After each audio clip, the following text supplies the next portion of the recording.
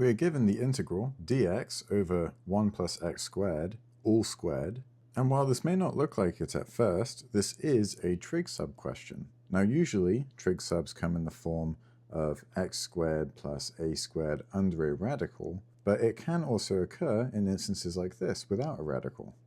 It's important that you are able to understand and recognize that trig subs can come in all different kinds of forms like this. Moving on, this particular question has a plus here, and that indicates that we're working with a tangent, and the a in a squared plus x squared is 1, so we can write this as x equals 1 times tangent theta.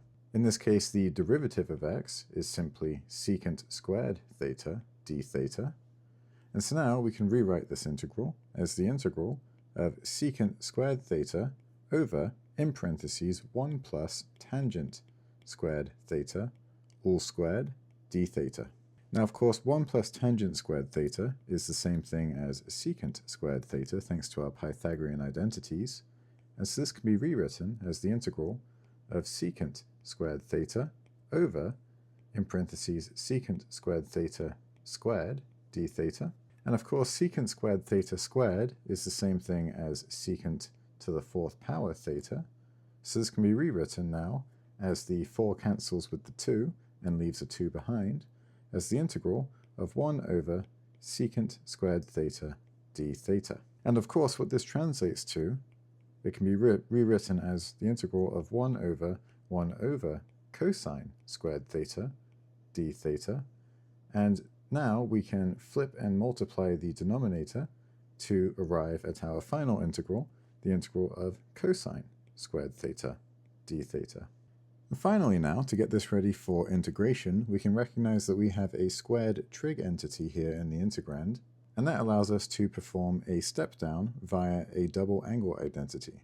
And so we can write out the integral of 1 plus cosine 2 theta all over 2 d theta. And of course this 2 can be kicked out front as a 1/2, and that leaves behind 1/2 times the integral of 1 plus cosine 2 theta d theta. And now this integrand is ready for integration. And so we can say 1/2 times the integral of 1 with respect to theta is theta, plus of course the integral of cosine 2 theta with respect to theta is sine 2 theta over 2. And because we are integrating with no bounds, this is an indefinite integral, we must add a constant at the end. Finally now, we are writing this in terms of theta. Our problem at the very beginning started off in terms of x, and so we must grab our first x substitution, x equals tangent theta, and bring it down here so that we can properly adjust.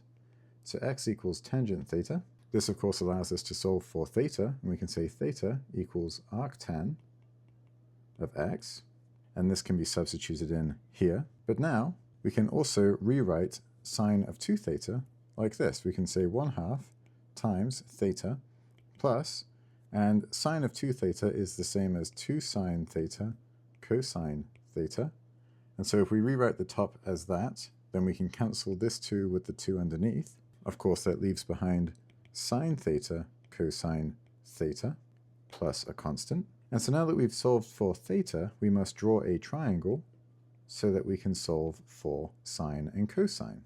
And so if tangent theta equals x, that means opposite over adjacent equals x. So that means opposite is x and adjacent is 1.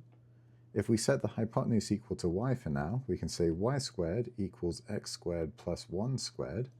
And then of course we can solve for y by letting y equal the square root of x squared plus 1, and we can write that here, x squared plus 1. And now we can finish out our integration. We can say 1/2, and remember that theta equals arctan x plus sine of theta, in this case is opposite over hypotenuse, is x over the square root of x squared plus 1 times cosine theta, and cosine is adjacent over hypotenuse.